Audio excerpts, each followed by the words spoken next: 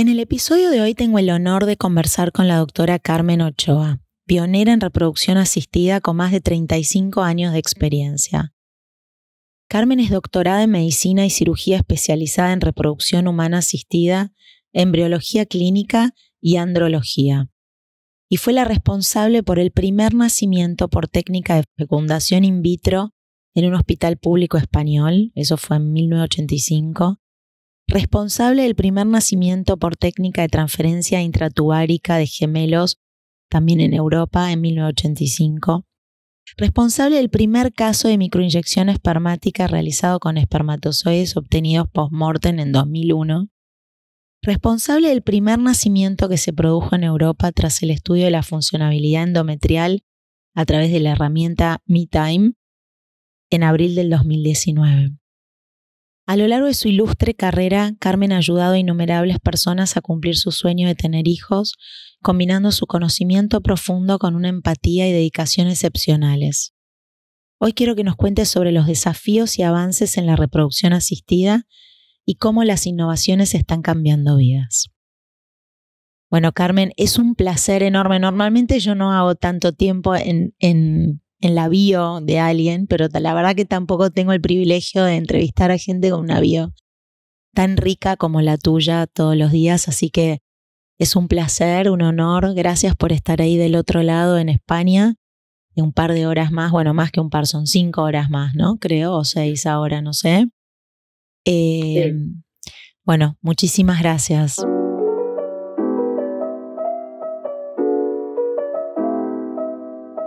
Mi nombre es Sabrina Maguas y esto es No Ordinary People, No para los amigos. Un podcast que busca iniciar conversaciones y proponer la escucha como herramienta para cambiar la forma en la que vemos el mundo. Estoy muy entusiasmada por esta 6ª temporada y la posibilidad de seguir encontrando y conversando con mujeres increíbles y compartiéndolo con ustedes. Espero que me acompañen. Gracias a ti, Sabrina, por invitarme.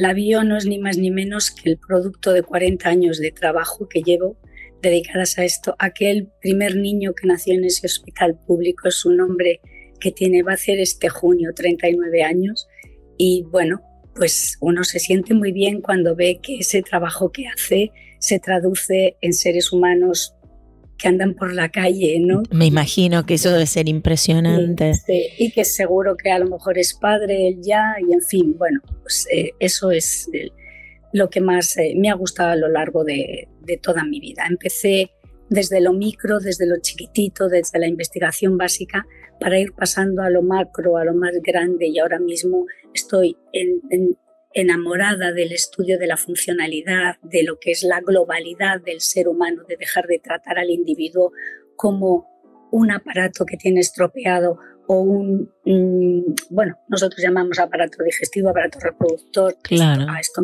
me quiero referir, ¿no? Es decir, quiero dejar de estudiar al ser humano por compartimentos estancos. Todo está interconexionado, todo está relacionado, todos nuestros aparatos y nuestros órganos están interrelacionados e interconexionados, nuestra mente también, lo que comemos también, nuestro estrés, todo tiene que ver con nuestro ovario, con nuestra función cerebral, en fin. Y ahora estoy en esa faceta mucho más macro, mucho más global de que cuando empecé pues ahí en el año 83. Bueno, me imagino y quiero que nos cuentes un poco de eso. Hay una primera pregunta medio de rigor en este podcast que hago siempre y no quiero dejar de hacértela, pues estoy segura que nos va a contar mucho, que es, ¿qué querías ser vos cuando eras pequeña? Bueno, yo siempre he querido ser médico. Mira. Lo que nunca he sabido es a qué dedicarme dentro de la medicina. Y a mí, una de las partes que me gusta más de la medicina es la globalidad, a pesar de que empecé dedicándome a la investigación básica. Pero siempre he querido ser médico. O sea, desde mini, sí. ¿Vos tenías en la familia médicos o sos la primera? No, soy la primera médico. Bueno, sí, o sea, en la familia directa no tengo médicos en la familia, en primos y así. Es decir, somos la generación de los médicos. O sea, previo a vos no es que vos admirabas a alguien que ya era médico en tu familia. No, ¿y de dónde venía eso, sentís? La verdad es que no lo sé. La realidad es que no sé de dónde me sale esto, pero yo sí que creo que es un carácter. O sea, cuando tienes un carácter de alguna manera protector, un carácter que enseguida cuando ves a alguien con algún tipo de diferencia o ves que necesita ayuda, estás ahí, ¿no? O sea, yo creo que esa es la visión. A mí, por ejemplo, hay una visión que me gusta mucho, que era el concepto del médico de cabecera, que ahora se llama médico de familia, sí. tal, ¿no? Es decir, eso de sentarte en la cama del paciente, escucharle, mirarle cómo tiene las manos, por si ves ahí que tiene unos nódulos artrósicos o artríticos, ¿no? Es decir, verle, mirarle la cara al paciente fue lo que me hizo fundamentalmente dejar el trabajo micro, porque yo no veía la cara del paciente, aunque Claro. veía una parte muy importante de él, pero no veía la cara del paciente. Entonces eso fue lo que me hizo, evolucionar, ¿no?, hacia otra visión de la medicina. Y el hecho de dedicarme a la reproducción fue verdaderamente un azar. De los profesores que yo tenía, un profesor que me gustó muchísimo en la carrera era el que nos dio reproducción y pensé que esa área me podía gustar. Y luego, por carácter y empatía con él, pues encajábamos muy bien en cuanto a nuestra manera de trabajar, de hacer las cosas, y yo me fui dejando llevar por él y eso. Qué impresionante. Ahora, en esa época que vos decidiste hacer reproducción, ¿qué era lo que estaba pasando? ¿Qué había en la ciencia? ¿En qué etapa estaban? Fíjate, para que te hagas una idea, Louise Brown, que fue la primera bebé probeta llamada así en el mundo, tenía 4 años. Claro. O sea, que realmente eran los albores, los orígenes de la reproducción. Aunque yo estaba en un hospital en el que se llevaba haciendo reproducción en términos muy sencillos, como eran las inseminaciones y tal, hablar de fecundación in vitro era hablar de algo, en fin, ni siquiera la gente sabía, ¿no? Cuando yo empecé a hacer fecundación in vitro en el hospital le decían a mi jefe, ¿esa chica qué hace? ¿Qué hace? ¿No? Y tal, ¿no? Y yo aprendí mucho en aquella época, me formé también, en otros países europeos y tal, ¿no? En áreas te tenías que ir formando de una manera no reglada como es actualmente, ¿no? Porque tenías que ir sabiendo que si necesitabas hacer cultivos de tejidos tenías que ir donde los histólogos o los anatomopatólogos que saben hacer cultivos de tejidos. Si querías hacer un medio de cultivo donde generar embriones tenías que ir al departamento de farmacia que te enseñaran a medir osmolaridad para saber hacer los medios. Tenías que ir por partes, ¿no? Estaba todo parcelado y formándote. A mí, a pesar de eso, me pareció que fue una época de mi vida súper enriquecedora en la que aprendí mucho de todos mis compañeros, de las diferentes especialidades, y con toda esa mezcla, con toda esa melange, hicimos lo que era la fecundación in vitro, porque realmente, los medios con los que contamos. Y la gente, las familias, ¿quiénes llegaban a vos? ¿Cómo se empezó a correr la voz? Me imagino de que estaban haciendo algo. La gente llegaba esperanzada. Ustedes tenían que ir a buscar para poder practicar. ¿Cómo fueron esos primeros comienzos? Bueno, toda la práctica inicial fue experimental, fue en animales de laboratorio, ¿no? Y después, ya cuando pasamos al humano, hay que tener en cuenta que yo empecé en un hospital público y entonces ya se anunció la posibilidad de hacer este tipo de tratamientos. Los primeros tratamientos que hacíamos eran fecundación in vitro convencional y lo hacíamos en mujeres que tenían una obstrucción tubárica. Esas señoras que las trompas las tenían obstruidas y en consecuencia no había conexión entre el óvulo ovulado por el ovario y donde tenía que encontrarse con los espermatozoides. La fecundación se produce en las trompas de manera natural.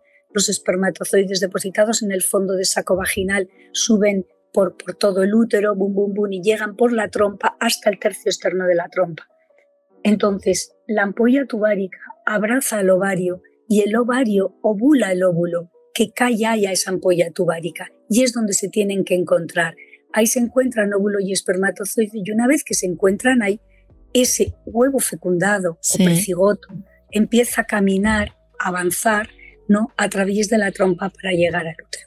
El mecanismo de la fecundación natural es un mecanismo maravilloso que hemos ido aprendiendo muchísimo más ahora con el paso de los años, pero en aquel entonces ya sabíamos que el útero ayudaba a los espermatozoides a subir con unas contracciones hacia arriba y las trompas también a llevarlos a donde tenían que ir, además de su propio movimiento, y que después, una vez de fecundado el óvulo, esos movimientos de las trompas eran en sentido inverso para que corriera el embrión, ayudara a que el embrión se depositara en el útero, ¿no? Donde se tiene que hacer.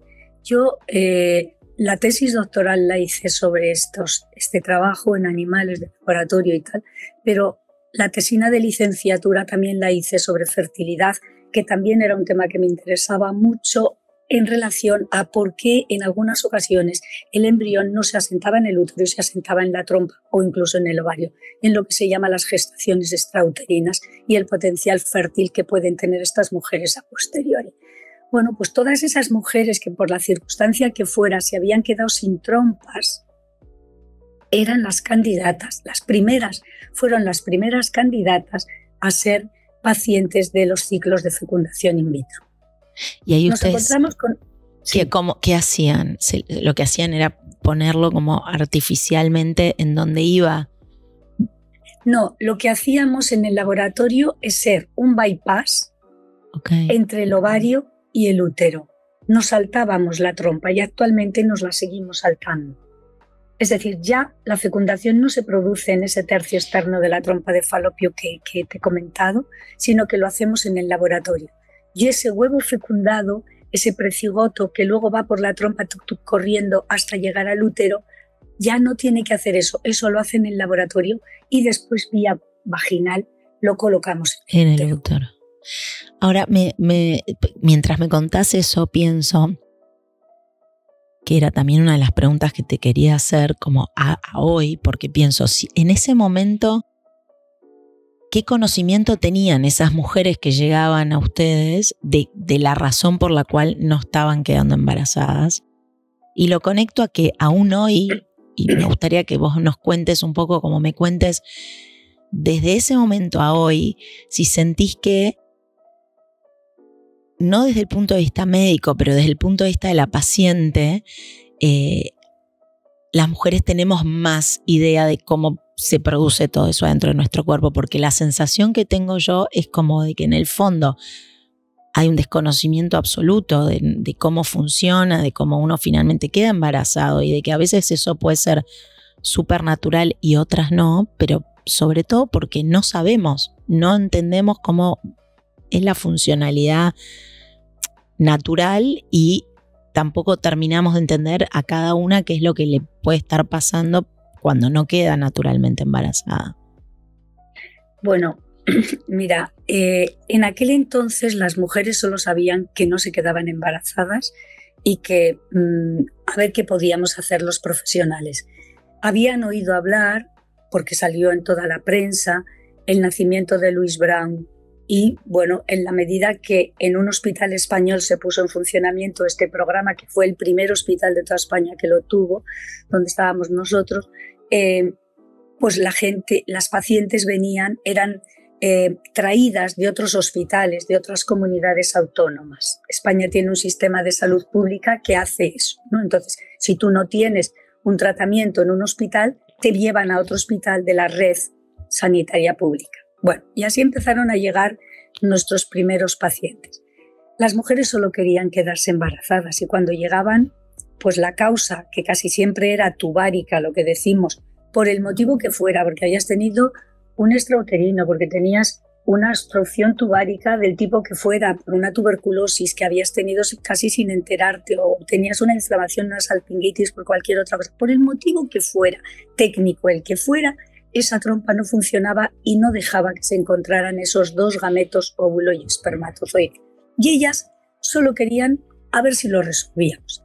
No tenían más información, más allá de la que nosotros les dábamos. Y nosotros les dábamos todo lo que en el momento sabíamos. Pero has de saber que en aquel entonces tampoco existía Internet y tampoco existían las posibilidades de informarse fuera de lo que tus médicos te están diciendo. Hoy en día las pacientes vienen, bueno, Hoy en día las pacientes saben lo que es una endometriosis, un síndrome ovario poliquístico, saben lo que es una disovulación, o sea, saben muchas más cosas, ¿no? Primero porque tienen internet, están mejor diagnosticadas porque tenemos más conocimiento de los profesionales y ellas tienen internet y entran y buscan y se informan.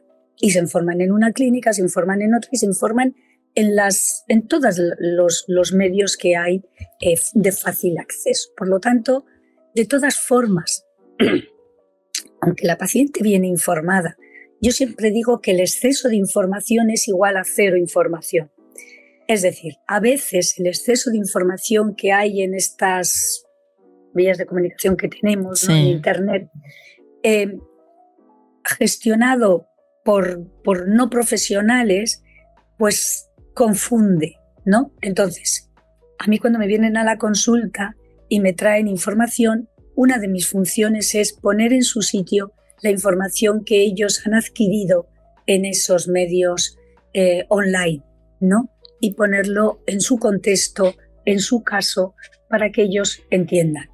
Los pacientes de repro, y probablemente todos, pero te digo que los pacientes, hoy en día, pero los pacientes de repro es una gente muy formada, muy culta, que en general saben muy mucho hoy en día de su problema. Y a nosotros, a los profesionales, nos vienen a pedir que realmente pongamos la guinda del pastel que ellos ya han elaborado en muchas ocasiones. Ok, pero por ejemplo, yo pensaba, ¿no? Acerca de, por ahí antes de saber que tenés un problema, como cuánto uno sabe acerca de su ciclo, acerca de la ovulación. Yo siento que ahí falta todavía. Antes de esta entrevista hablé con mucha gente porque no quería estar sesgada por mi propia experiencia, que en un punto siempre es imposible ser, digamos, evitar ser autorreferencial. Yo no necesité, digamos, de la ayuda de ningún tipo de asistencia para tener a mis 3 hijos, pero quería asegurarme de que pudiésemos hablar y que no quedara ningún tema fuera. Pero también otro tema que, como previo a llegar a la instancia de si uno queda o no queda embarazado, lo que hablé con otras mujeres y me pasaba a mí también es que yo no sé, cuando yo llegué finalmente al momento de decir, bueno, probemos quedar embarazados, estaba en pareja, yo no sabía ni que ovulaba cada mes de un lado, por ejemplo, ni sabía que uno nacía con una cantidad ya, ¿no? de óvulos que va a tener en el resto de su vida, como... Siento que es verdad, hoy en día la internet y los medios de comunicación están como mucho más, hay muchos más medios y estamos todos como muy expuestos y de todo hay reels y no hace falta casi leer.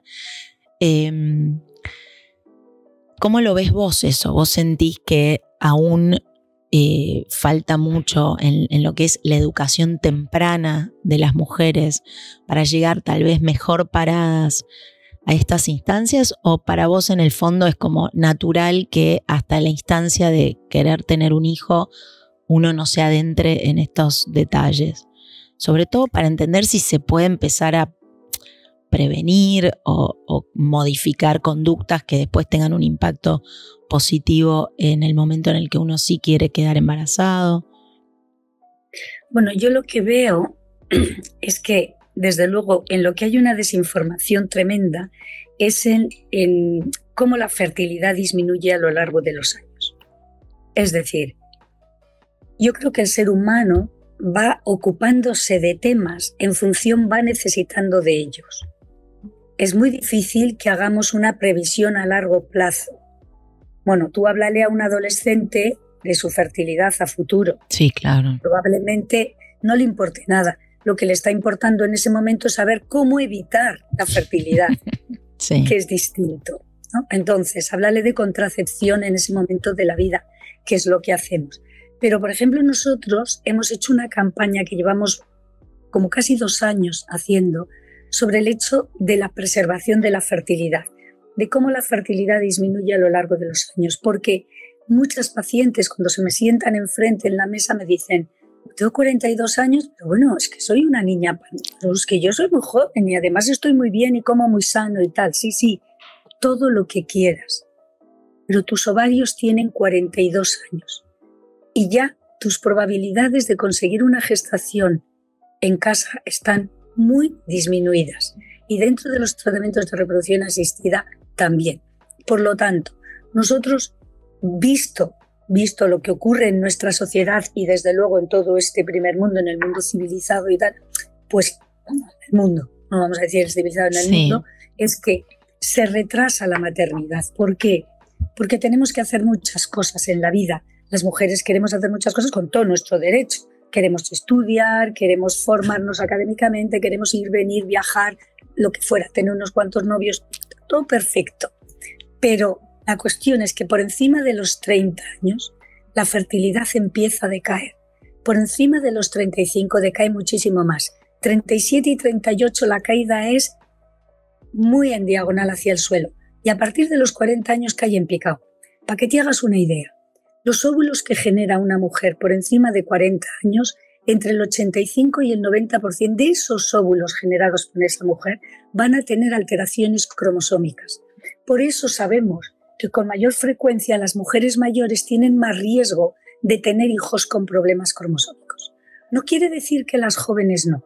Sí, pero mientras que una mujer de menos de 30 años tiene un 25% probabilidades, más o menos entre un 20 y 25, de tener óvulos con alteraciones cromosómicas, una de 40 tiene entre el 85 y el 90%. Claro. Y además con el agravante de que su producción de óvulos está disminuida. En base al concepto que has dicho tú, a los óvulos que vamos teniendo con los años, ¿cómo disminuye la fertilidad de las mujeres con los años? Disminuye disminuyendo el número de óvulos que tenemos en el ovario, porque nosotras, las mujeres, desde que somos un feto dentro de la tripa de nuestra madre, tenemos en nuestros ovarios primitivos una reserva de folículos. Es impresionante. Cuando nacemos, se pierde un montón de esos folículos. Cuando tenemos la menarquia, es decir, la primera regla, se pierde otro montón de esos folículos. Y aproximadamente en cada ciclo menstrual se considera que más de 1000 folículos perdemos en cada ciclo menstrual. Vale, por lo tanto, bueno, esto no es ad eternum, esto claro. Tiene un final. Y además, no solo es un final numérico, sino que es un final de calidad. Con los años no solo perdemos número de óvulos, sino que perdemos calidad de esos óvulos. Y calidad a varios niveles. No solo a nivel nuclear, a nivel de los cromosomas que tienen esos óvulos y el riesgo cromosómico que tenemos de transmitir a la descendencia, sino también a nivel de calidad relativa a un término que no quiero utilizar, que son las mitocondrias que están en el citoplasma, de unas estructuras que son las que dan energía a ese embrión para seguir haciendo lo que tiene que hacer, ¿no? Entonces, bueno, desde el punto de vista social, o sea, ya te digo, nosotros llevamos más de 2 años haciendo una campaña en gente joven diciéndoles, ojo, no tengas hijos cuando no los quieras, no los tengas, tenlos cuando quieras, pero hazte un seguro de fertilidad. Y el seguro de fertilidad, es decir, congela tu tiempo, vitrifica tus óvulos, que dicho sea de paso, puede ser que los necesites o no. O no. Pero los tienes ahí guardaditos. Y es una probabilidad a futuro, ¿no? O sea, ahora, eso en el fondo... No hay manera de meterlo en la cabeza a la gente. No hay manera, ¿eh? ¿Vos sentís que cuesta... En mucho. España les cuesta mucho? A ustedes, igual vos atendés gente de toda Europa, ¿no? Porque entiendo que es como la meca, me imagino que van personas de toda Europa a verte. Yo lo que siento en Argentina y un poco, bueno, en mi experiencia, yo viví en Brasil también y tengo gente ahí, un poco hablando de América Latina, entiendo que, y ahora te quería como repreguntar a lo que vos decís, recién como a los 35, ¿no? Que bueno, la idea del reloj biológico haciendo tic, tic, tic, tic, que nos queda cada vez menos tiempo, está instalada desde que casi nacemos las mujeres. Pero como vos decís, cuando somos jóvenes, muy jóvenes, adolescentes, eso no nos importa, lo vemos lejano. Hay algún momento en el que empezamos a sentir que de alguna manera nos estamos acercando a eso, pero bien como decís vos, el estilo de vida actual hace que no sé, poca gente o cada vez menos gente tenga por métodos naturales hijos antes de los 30 y parece como que, bueno, lo lógico es tenerlos después. Ahora, vos dijiste recién, hasta los 30 la calidad de los óvulos es una y después hay ahí como un gap hasta los 35 en la que de nuevo vuelve a haber, ¿no? Como un escalón para abajo. Lo ideal entonces sería que digamos, que las mujeres congelásemos a partir de los 30, no esperar a los 35 para tomar esa decisión. Efectivamente, Okay. O sea, porque tenemos que tener en cuenta también que los óvulos de las mujeres muy jóvenes, es decir, los óvulos de la niña de 16 a 18 años, 19, tampoco son los mejores óvulos del mundo. Okay. Entonces, la madurez está en la veintena de la vida. El final de la veintena, iniciando la treintena, es el mejor momento. 28, 29, 30, 31 años. Eso hay, ¿no? Bueno, es un buen momento para congelar los óvulos porque también yo creo que se tiene otra madurez, se tiene otra visión, ¿no? O sea, no eres tan niña en cuanto a otros conceptos, ¿no? Y desde luego es lo que nosotros lo propusimos como algo que podían regalar los padres a los hijos, a las hijas. Claro. Es decir, vale menos que un equipo de esquí. O sea, regálale a tu hija, asegúrale. O sea, la estás mandando a Londres, la estás mandando a Estados Unidos, estás haciendo por ella todo y la estás relegando su fertilidad, que yo luego veo lo que sufre esa gente. Claro, porque si uno viene después a congelar o resulta, porque también puede pasar que sean mujeres que después intenten y queden naturalmente embarazadas, claro, sin ningún problema. Claro.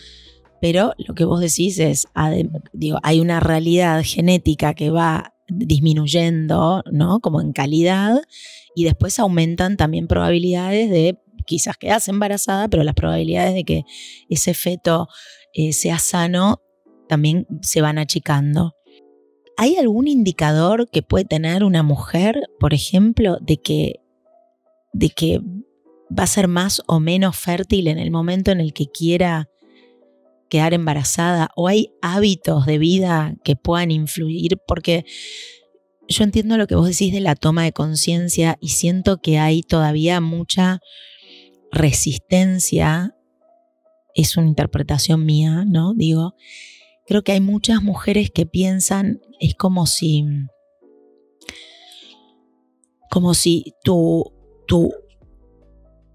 valía de mujer estuviese tan ligada a tu capacidad a tu fertilidad, ¿no? A tu capacidad de tener hijos, que intentan, es como negar lo obvio que es lo que vos venís explicando, ¿no? De que, bueno, mirá, hay una realidad que es el paso del tiempo, que está perfecto, querés viajar, querés estudiar, querés profesionalmente desarrollarte antes de tener hijos, ok, en paralelo tu cuerpo le va a ir pasando esto otro.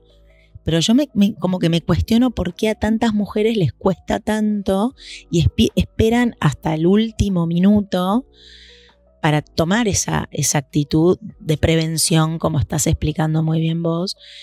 Y digo, ¿tendrá que ver con esta necesidad de sentir, de no poner en duda cuán buena mujer, estoy haciendo entre comillas, uno es, porque eso se mide en términos de fertilidad? Y ahí, eso es como una hipótesis mía, pero después voy más allá y te pregunto, ¿habría cosas que uno podría hacer dentro de su estilo de vida como menos radicales antes de llegar a la instancia de ir a congelar que nos vayan como asegurando a llegar más fértiles en el momento deseado?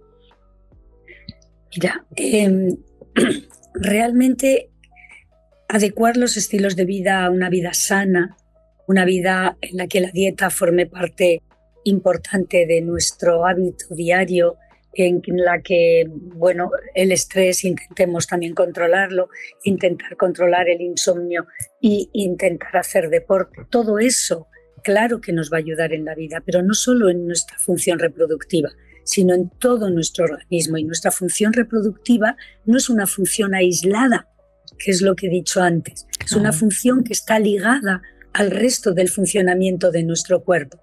Lo que pasa que ¿qué ocurre? Que a veces tenemos disfunciones de estructuras que no aparecen hasta más adelante. Yo siempre les digo a mis pacientes, la enfermedad no aparece así por arte de magia de un día para otro. La enfermedad se gesta a lo largo de nuestra vida, con nuestros hábitos, con nuestras costumbres, en fin, con todo lo que vamos haciendo. ¿Qué ocurre con el aparato reproductor? Que es uno de los aparatos que tiene que empezar a funcionar más pronto en la vida. Mientras que a lo mejor nuestro riñón se queja más tarde o nuestro hígado se queja más tarde porque tiene más recorrido, el aparato reproductor no, se nos acaba en muy poquito tiempo. Entonces nos empieza a decir que esto no va. Eso lo solucionaríamos con hábitos de vida sano, por supuesto que mejoraríamos muchas cosas. Ahora, la disminución de la reserva ovárica, la disminución de la reserva foliculogénica viene predeterminada genéticamente. Nosotros podemos actuar sobre la genética, no, porque esa nos viene dada, pero con nuestros hábitos de vida podemos actuar sobre lo que es la epigenética, sobre la microbiota que actúa también en la epigenética, y entonces podemos modular nuestro ambiente para que se expresen o no se expresen determinados genes. Un hábito de vida bueno, una alimentación equilibrada, una vida con el deporte. La vida con el deporte va a mejorar nuestras mitocondrias siempre, siempre, y nuestra dieta también. En fin, todo eso claro que va a ser bueno y va a hacer que probablemente nuestra función de nuestro aparato reproductor dure más tiempo, o los óvulos que produzcamos sean de mejor calidad, por supuesto, nuestro endometrio sea más receptivo, por supuesto, pero no vamos a parar, es decir, no vamos hoy por hoy con una dieta y con unos hábitos de vida maravillosos, aunque tengas los mejores del mundo y los más estudiados, no vas a tener una gestación con tus óvulos con 50 años. Clarísimo. Y también todo eso lo que estás diciendo es un poco lo que decías al principio de la entrevista, de que ahora estás mirando al paciente más como un todo, ¿no? Y viendo cuáles son esos factores que influyen o impactan, o hábitos, o estrés, o enfermedades previas de otras partes del cuerpo que, como vos decís, no son como espacios estancos, sino que es todo una conversación y una máquina que va funcionando totalmente en congruencia una con otra. Ahora, en particular, si vos tuvieses que decir desde cuándo empezaste, hace 40 años, ese niño que va a cumplir, que tiene 39, a hoy, ¿en qué cambió básicamente y cómo cambió tu approach y lo que vos le podés ofrecer a esas familias o personas que se acercan a tener niños hoy? Desde el punto de vista técnico, los tratamientos han cambiado mucho. Desde el punto de vista también de las condiciones de cultivo que usamos, y en consecuencia todo eso, las medicaciones han evolucionado muchísimo, con lo cual ahora conseguimos respuestas en mujeres que antes no conseguíamos. También conseguimos embriones de mejor calidad porque las condiciones de cultivo en los laboratorios son sustancialmente mejores. O sea, hemos aprendido mucho, ¿no? En qué es lo que necesita el embrión. Pero nos queda mucho por aprender. No debemos olvidar que es una ciencia muy nueva. La embriología, la reproducción humana, todo esto, la andrología, son ciencias tremendamente nuevas. Lo que pasa es que vivimos un momento social en el que lo de hace 3 años ya es viejo, claro, muy viejo, ¿no? Entonces nos parece que, pero no son nada 40, 45 años para una ciencia, a pesar de que aunque hemos evolucionado muy rápidamente, ¿no? Y todos los profesionales, los que llevamos muchos años con la reproducción, al igual que con otras especialidades, me imagino, hemos aprendido también mucho del paciente.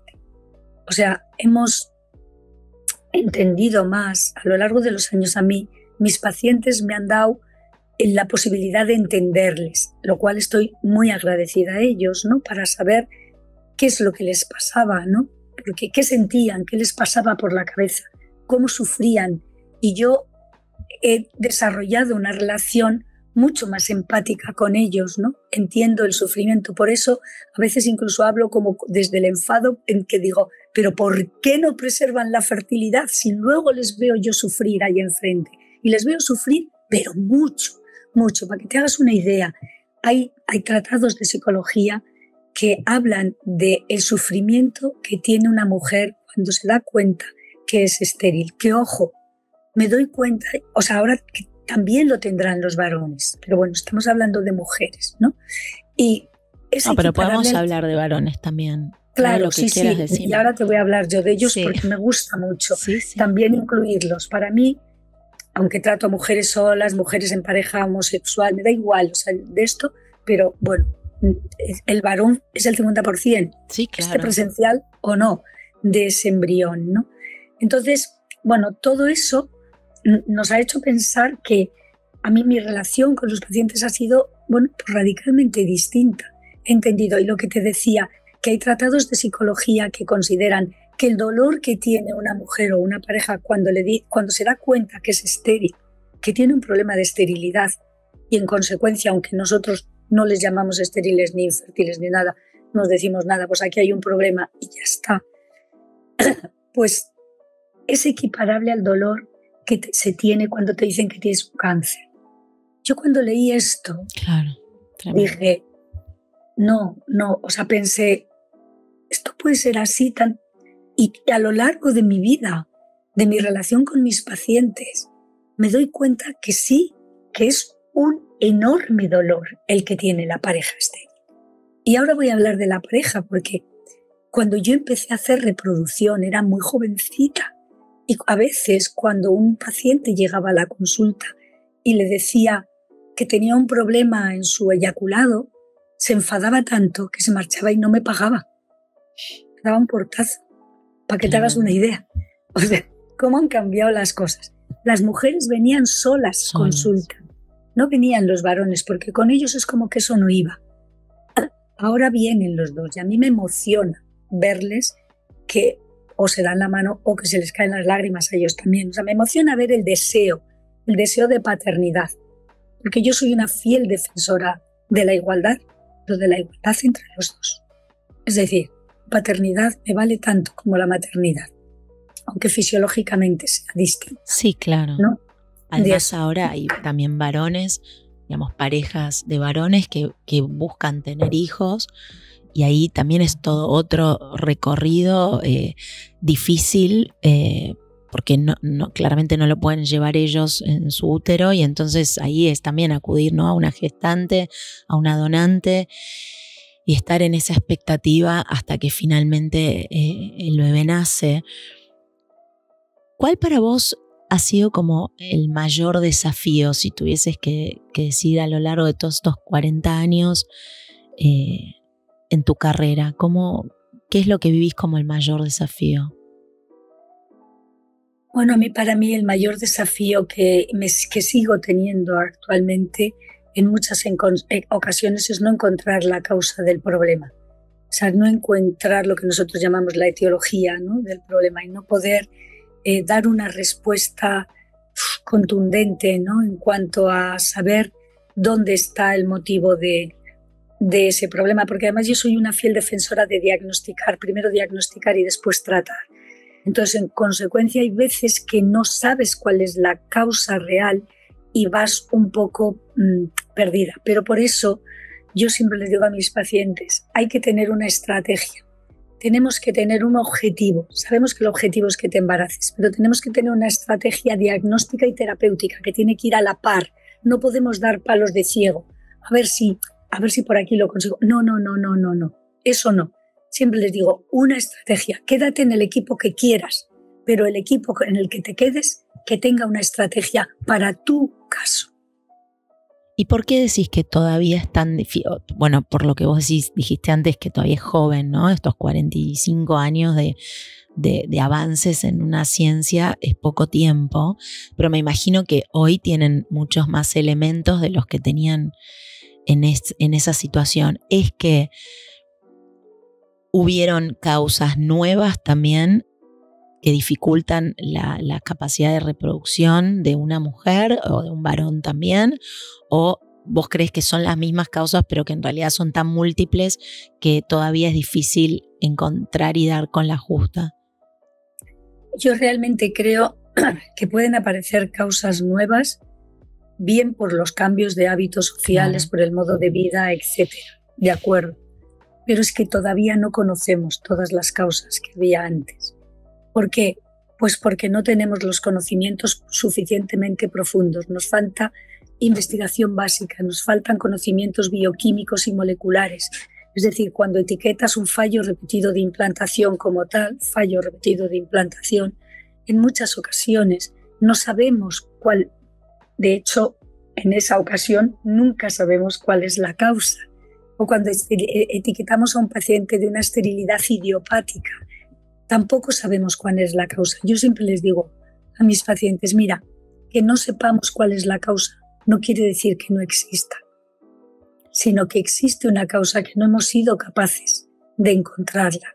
No sé si es porque no existen las herramientas diagnósticas suficientes, no sé si es porque nos falta el conocimiento teórico básico suficiente para ello, pero bueno, esta es la evolución que yo veo desde cuando empecé en el año 83 a ahora. Cómo hemos avanzado, cómo tenemos otras herramientas diagnósticas, cómo tenemos otros conocimientos profundos. Me imagino que en los 40 años siguientes volverá a haber otro avance, pero el aparato reproductor es tremendamente complejo. El conjunto de situaciones, de eventos que se tienen que dar en el mismo justo minuto para que se produzca esa implantación son múltiples. Mira, yo les suelo decir a mis pacientes que el aparato reproductor femenino está durante más días del ciclo dispuesto a que ahí no entre un espermatozoide y que no se produzca la fecundación, a los días que está dispuesta a que se produzca la fecundación. De manera natural ya existe esa criba, claro. Ya existe esa selección. Solamente unos días concretos se ovula, solamente unos días concretos el moco cervical cambia su estructura microscópica, pasa de una estructura a otra para permitir el paso de los espermatozoides. Solamente unos días concretos se va a permitir la fecundación, y lo mismo con la implantación de ese embrión en el útero. Por lo tanto, son un conjunto de casualidades, ¿no? Claro, lo que pasa es que nadie nunca, en la historia, digamos, y en la cultura, no sé, judeocristiana que hemos tenido hace tanto tiempo, el discurso de tener hijos siempre fue como tan natural y simple y obvio, que creo que es insólito que a pesar de todos los años y toda la información que hoy uno puede tener y capacidad de cuestionamiento que tenemos los adultos, eso no se sepa. Eso que acabas de decir, que en realidad es muy difícil, o sea, todas que se den las condiciones ideales para que esa reproducción suceda de manera natural es mucho más difícil que la inversa. Pero si hubiésemos sabido eso desde el principio, por ahí la gente no se ponía tan mal como pensando que tiene un cáncer cuando se entera que tiene alguna dificultad para reproducir, ¿no? No sé, estoy pensando acá mientras vos me contás todo esto. Bueno, tal vez todo parte de lo que has dicho tú, de lo natural que consideramos que es tener hijos. Exacto. ¿Por qué no vamos a poder tener hijos si todo el mundo los tiene, ¿no? Pues yo ahora decido que los tengo más tarde, que quiero a los 40 o 42 años porque, por lo que sea, he querido hacer unas cosas en la vida o sin más. No he encontrado pareja o si estoy sola no me he decidido a ser familia monoparental. Bueno, perfecto, por lo que sea. Pero cuando nos encontramos de frente con la realidad es como un varapalo, ¿no? De que, pero ¿cómo yo no? Pero si otras, a mí muchas pacientes me dicen, pero si se embarazan sin querer, no sé quién, o tal, bueno. Y dices, pues sí, pero yo siempre les digo, mira, estás estupenda para todo. Para esto tenemos dificultades. Para esto eres mayor. Aunque digamos, fíjate tú, nosotros etiquetamos a las mujeres de 40 años o más, edad materna avanzada. Sí. Una mujer con 40 años es maravillosa para todo, para estar guapa, para estar activa, para tener un pensamiento ordenado. Lo puedes tener antes también, pero ya reposado. O sea, es una edad media de la vida maravillosa en la mujer y más en nuestra sociedad. Pero los óvulos ya son viejos, están llenos de alteraciones cromosómicas, de lo que llamamos aneuploidías. Pero ojo, vamos a volver al varón. El varón también se hace mayor, y también se hace mayor a partir de los 40-45 años. Un poquito más tarde, pero también se hace mayor. Y también sus espermatozoides empiezan a tener más alteraciones cromosómicas y más alteraciones incluso de mutaciones que no aparecen a nivel general y sin embargo sí aparecen a nivel reproductivo. Ojo, ahora estamos en una época en la reproducción que estamos estudiando mucho al varón y estamos estudiando también los hijos que provienen de padres añosos, de padres mayores. ¿Y? Lo que pasa que, por ejemplo, para estudiar esos hijos hay que tener en cuenta, si tú tienes un padre de 60 años y tiene, al hijo hay que estudiarle cuando tiene 20 o 30. O sea, hay que seguirle estudiando hasta los 20 o 30 años. No tenemos todavía años, no hemos tenido años para poder seguir estudiándolo, pero sí que vemos que los hijos de padres mayores tienen más riesgos de padecer determinadas enfermedades neurodegenerativas de tipo y los hijos y los espermatozoides de hombres que son jóvenes también con 45 años tienen más riesgo de mutaciones, de enfermedades, bueno, pues comprometidas que a lo mejor en un estudio en sangre periférica no aparecen. Es decir, que la línea germinal, tanto la línea germinal de los óvulos como la de los espermatozoides, aunque son diferentes, sí que sufren cambios a lo largo de los años. Envejecen. Mira, durante mucho tiempo pensamos que los espermatozoides no envejecían. Sí. Y yo después, con el paso del tiempo, pensé, pero bueno, ¿cómo no van a envejecer si envejecemos nosotros enteros en nuestro conjunto? Pues el espermatozoide también envejecerá. Claro. ¿No? Todos, vamos todos o sea que juntos. se creía que no envejecía el también por espermatozoide. todas cuestiones como por ahí mucho más sociales de ni siquiera cuestionar la capacidad Bien puede haber. reproductiva Pero fíjate, del varón. Como también pensábamos, yo cuando estudié, a mí me dijeron que el útero, el endometrio, era un material estéril, era una mucosa estéril, que no tenía ningún tipo de microorganismos. Y ahora sabemos que tiene microorganismos. Sabemos que tenemos microorganismos en todo nuestro cuerpo, hasta en el cerebro, que hay diferentes poblaciones, en unos más, en otros menos, y diferentes estirpes, familias, pero que tenemos microorganismos en todo el cuerpo. Bueno, esta es la evolución, ¿no?, de la medicina en su conjunto. Sí, y es maravilloso y es, como decís vos, infinita y seguirá, digamos, nos procederá a nosotros, ¿no? Ahora, me quedé pensando en otra cosa. Si lo aconsejable es hacer ese congelamiento ahí, llegando a los 30, entre los 20 y larguis y los 30 y pico, y pocos. Uno puede hacer más de una extracción. ¿Es recomendable hacerse cuantas más mejor o hay un límite? Bueno, normalmente, dependiendo los óvulos que se hayan obtenido, los óvulos maduros, porque podemos tener óvulos inmaduros, no todos los óvulos valen. Bien, entonces, sí, eso quiero que expliques también. ¿Perdón? Que me gustaría que expliques eso también, que no todos los óvulos que se sacan después van a servir necesariamente. Vale.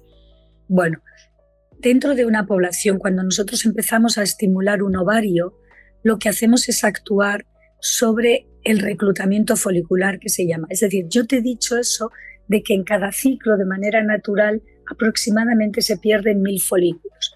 Bien, eso es una fase de reclutamiento. De manera natural y por una acción hormonal, cada vez que vamos a ovular un único óvulo, hay un mordisco, yo siempre lo hago así, digo, hay un mordisco al ovario de un montón de folículos que van a empezar a crecer, aportan una serie de inputs hormonales, bioquímicos y tal, y al final solamente es uno el que se queda.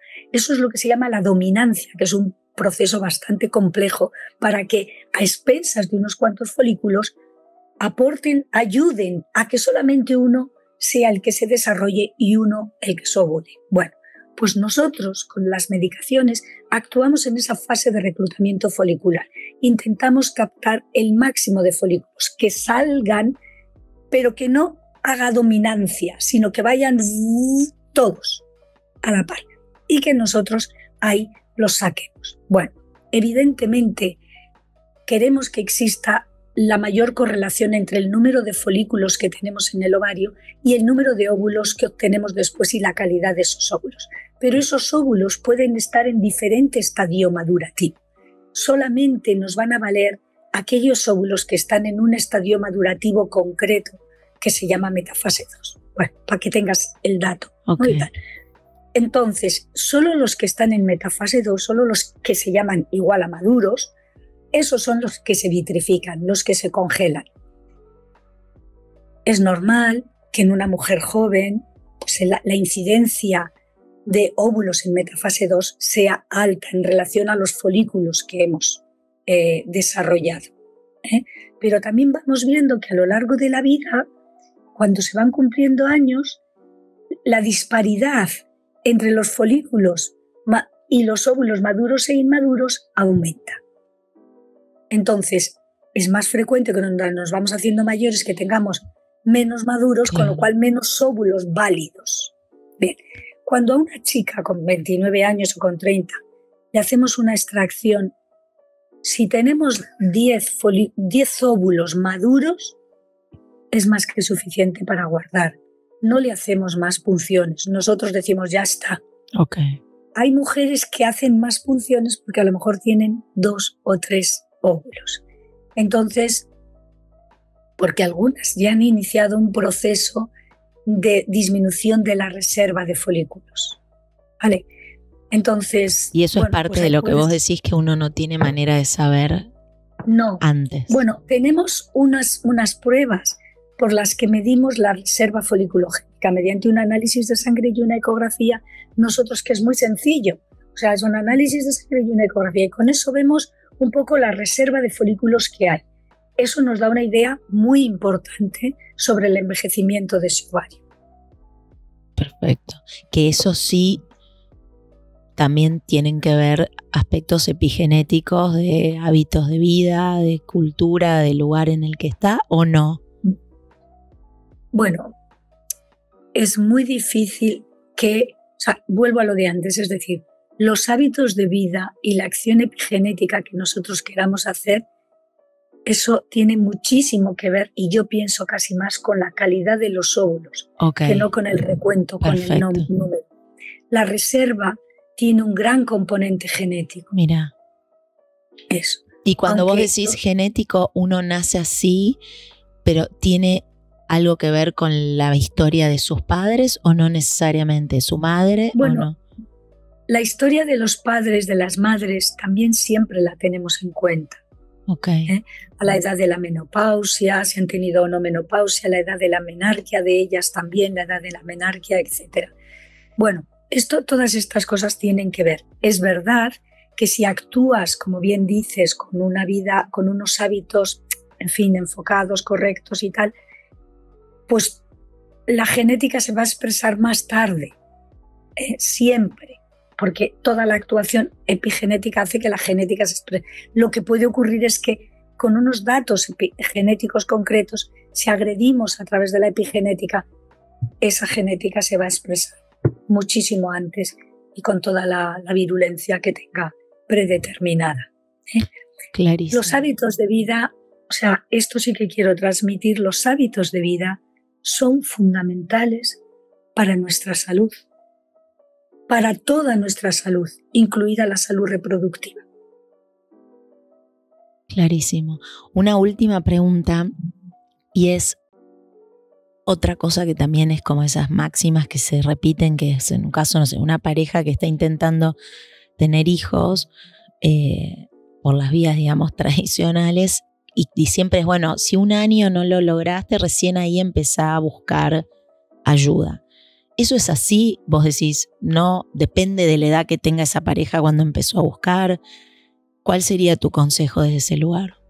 Mira, en mujeres de menos de 35 años consideramos yo diría de 30, pero bueno, de 35, como de 30 nadie se pone a tener hijos. Pues esto, ya no hay mujeres de 30 que no quieran tener hijos. Eso, pero por debajo de 35 años, si en un año no has conseguido la gestación en casa con coitos con intención fecundante, vete a un profesional. Si tienes más de 35 años, con 6 meses. Perfecto. Si en 6 meses no has conseguido, vete, porque cada mes que pasa es decisivo en tu pronóstico y en tus probabilidades de éxito. No, o sea, cuanto antes, o sea... No era la última pregunta, esta va a ser la última, perdón. Es que estoy muy metida en esta conversación porque creo que va a traer va a echar luz sobre muchos pensamientos de muchas mujeres que escuchan el podcast. Y quería saber, desde tu punto de vista y justamente con la experiencia tan vasta que tenés, ¿cuál crees que es el próximo como gran paso dentro de tu área o descubrimiento que estás anhelando y que va a cambiar también? No sé, como vos bien dijiste, 45 años es poco, pero hay algo, hay una piecita en este eslabón que estás ahí como ansiosa para que se suceda y trabajando para eso. Bueno, ahora mismo hay un tema que está en toda la medicina, que es la inteligencia artificial, la IA. Bueno, la IA es algo que nos va a dar algoritmos o pautas, está muy incipiente, ¿eh? Sí. Pero nos va a ayudar, yo creo que en cuestiones de selección embrionaria, porque ya no es que la mujer se embarace, sino que se embarace lo antes posible y claro, con el mínimo esfuerzo y el mínimo coste. Es decir, ese es el objetivo actual. No que usted se embarace después de 10 transferencias, no. Se embarace si puede ser a la primera, y si no a la segunda. Y cuanto antes se acorte eso, mejor. Yo creo que la inteligencia artificial nos va a dar una serie de parámetros o de algoritmos para poder utilizar en los laboratorios. Las tecnologías time-lapse nos han dado muchísima información, lo que llamamos la morfocinética, que quiere decir que el embrión haga lo que tiene que hacer en el momento que lo tiene que hacer, ¿no? Eso, no solamente que haga, sino que lo haga en el momento que lo tiene que hacer. Todo eso también nos ha dado muchísima información. Luego hay otra línea de investigación actualmente muy importante, que es qué hacer con la calidad ovocitaria de mujeres mayores. ¿Qué podemos hacer para intentar que esas mujeres de 40 años puedan tener más óvulos y de mejor calidad? Ahí todo está incipiente, pero hay gente que habla del rejuvenecimiento ovárico, es un término que a mí no me gusta nada, porque es como hacerte un lifting de la cara o una cosa así, y esto no es así, del ovario no es así, pero sí que se están estudiando diferentes tipos de productos, pues, en fin, de plasma rico en factores de crecimiento inyectados subcorticalmente o no en médula ovárica o en los folículos o células mesenquimales, en fin, hay diferentes cosas para ver si se consigue que aumente, porque ojo, cuando una mujer decimos que tiene la reserva ya muy disminuida, todavía le quedan en general bastantes folículos y se trata de estimular eso que llamamos los folículos durmientes que están ahí, ¿no? Pero bueno, esto es algo que una mujer que tiene 40 años ahora no puede pensar en ello porque... No, claro. ¿Y en cuánto tiempo pensás que algo así puede empezar a ver resultados? Se están haciendo ensayos y se están haciendo... hacen falta más estudios de investigación básica para saber exactamente establecer protocolos, o por lo menos no protocolos. Yo no soy muy dada a los protocolos, porque los protocolos sirven solo para estandarizar y yo soy más dirigida a la medicina personalizada, ¿no? E individualizada, pero sí, de alguna manera, hay que darle unas cuantas vueltas más para hablar de la seguridad del uso de estos productos. Y después, si uno logra, ¿no? Si la ciencia finalmente logra que las mujeres de más de 40, como extender ese plazo, ¿no? Del que veníamos hablando. Después, obviamente que todos estamos trabajando e intentando vivir más y me imagino que las próximas generaciones van a vivir bastante más. Esos embarazos se pueden llevar tranquilamente. La mujer no importa, o sea, le cuesta quedar embarazada, pero una vez que quedó embarazada, un embarazo en una mujer mucho mayor fluye igual que en una más joven, no hay problema. Eso no es necesariamente un factor de riesgo. Sí, es un factor de riesgo. El embarazo siempre es un factor de riesgo. No debemos olvidar que era la principal causa de muerte de las mujeres en siglos pasados. Sí, claro. Entonces, el embarazo siempre es un factor de riesgo. Evidentemente, para embarazarte requiere que tengas un buen estado de salud general, porque es una sobrecarga que va a hacer el cuerpo. Actualmente, la gran mayoría de las pacientes que se embarazan son embarazos de alto riesgo, lo que en mi época llamábamos embarazos de alto riesgo, que era la mujer de 40 años que venía embarazada. Ahora, como todas tienen 40 años o más, pues son todas de alto riesgo, ¿no? Y tal. Pero sí, siempre. Nosotros en España se hace hasta los 50 años y siempre a las mujeres de 50 años, 50-52, las mujeres de 50 años requieren un estudio de salud general previo. Si tú eres un insuficiente renal, no debes de quedarte embarazado. Claro. Si tienes una hepatopatía seria, pues tampoco debes de quedarte embarazado. O sea, es decir, no, es lo que volvíamos a lo de antes. No somos compartimentos estancos. Todo nuestro organismo funciona en conjunto. Y entonces es así, ¿no? Es la lucha de hombres y mujeres contra la naturaleza, que para algunas cosas es maravillosa, pero bueno, para otras uno sigue perdiendo. Es así, es el ciclo, los ciclos. Porque yo pensaba también, hay una inteligencia justamente natural en que también, no solo, bueno, uno finalmente pare esos niños, y después sos una madre agotada porque tenés un bebé y no tenés la energía de tus 20 ni de tus 30 a los 50, eso está claro. Bueno, ahí te dicen de todo los pacientes y yo sí que entiendo. Es decir, antes has dado un dato y es que la esperanza de vida ha alargado. Sí. Bueno, Santiago Grisolía fue el padre del proyecto Genoma Humano. Y esto ya hace años que se descubrió el genoma y se leyeron todos los genes que tenemos los humanos. Y dijo en aquel entonces, aquellos que a partir de ahora consigan vivir 10 años más, tienen muchas probabilidades de superar los 100 años.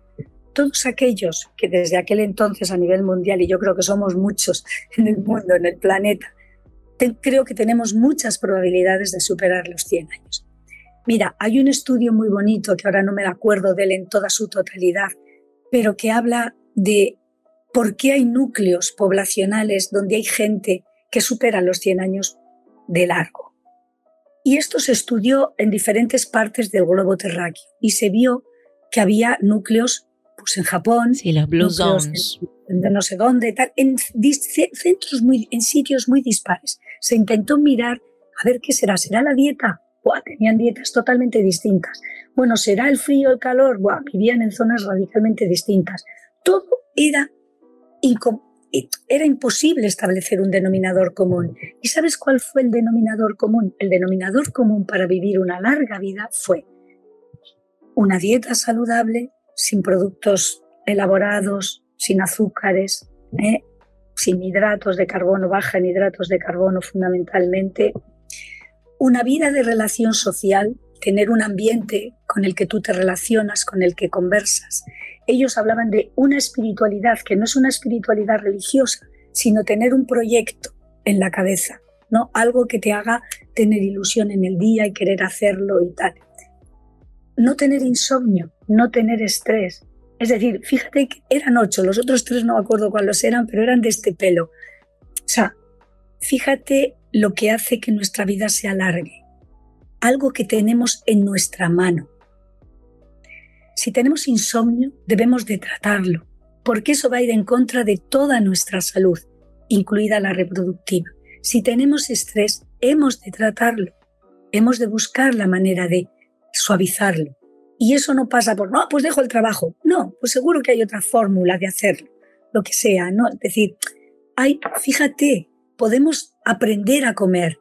Cuando vayamos al supermercado, mirar las composiciones de los alimentos que compramos. Si compras un alimento que tiene 3 productos que no conoces, fuera. Ese alimento es procesado.